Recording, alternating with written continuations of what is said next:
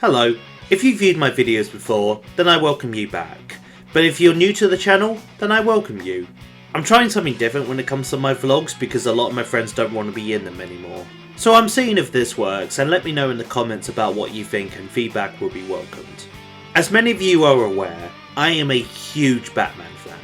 I've been a fan since I saw Christopher Nolan's The Dark Knight for the first time and wanted to know more about it. My first comic I read was All-Star Batman and Robin The Boy Wonder by Frank Miller and Jim Lees. It was weird, to say the least. But after that I started reading some more comics like The Killing Joke, Batman Hush, Death of the Family, and The Dark Knight Returns. All comics I would highly recommend. But this is where we get into the event. In London, there was an advertising for this event to celebrate the 85 years of The Dark Knight. Warner Brothers brought us the Batman Unmasked Experience. This experience said it would have costumes and props from the movies as well as rooms based on Batman villains. This looked very interesting to me, and when luck came, it was my friend Roland's birthday close to the day, so we made a day and we went. Before we went inside, we were greeted by the staff who worked there. Nothing out of the unordinary. Pretty standard things, but when we got to the doorway to head in, Roland was talking to me about video games or something movie related, I can't really remember. To which the staff by the door asked Roland, when he was still talking to me, what game did he pause? Roland was wearing his I paused my game to be here jumper that you would have saw him wearing when we went to Legoland. But because he was still talking to me and couldn't hear what the man was saying, he said, "What?" To which the staff member shouted "what" a couple of times back to Roland, quite aggressively. It was clear that the staff member was offended by Roland saying "what" to him. As someone who works in customer service, acting this way is never okay. Even if the man might have been joking, you still need to keep calm and never let your emotions get the better of you. So already I experienced the floor, and we haven't even entered the exhibition yet. When we got in, we got to see Bruce Wayne's sitting room, to which the president of Warner Brothers gave a little speech before a man turned the bat symbol towards the picture of Bruce Wayne's family. This would open the doors to the exhibition. The layout of this place was amazing, with the bat computer in the corner, a little bat pod, and even having the bat bike from the Dark Knight movies. And on the opposite side of the room you can see the masks, the props and the costumes from the movies. Some which were really cool to remember, and some we would wish to forget. And it was also cool to see in real life the Michael Keaton, Christian Bale and Robert Pattinson costume.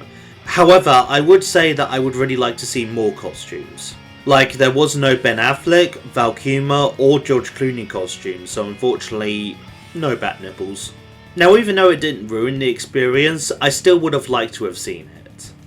Do you know what the funniest thing about this is? What? They didn't add Suicide Squad Kill the Justice League on it. After that, we went into a mystery room, which I was confused at what it was at first, because it was just a white room with a bed in the middle, but then the lights turned off.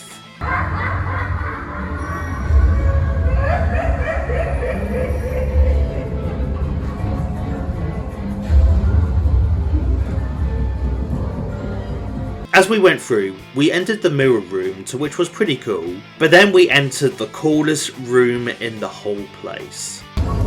Oh, hey! Oh, this is cool! Look at this! Come through. What do you mean careful?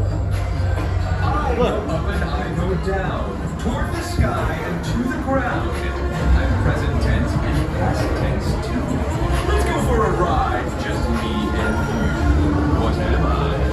A seesaw.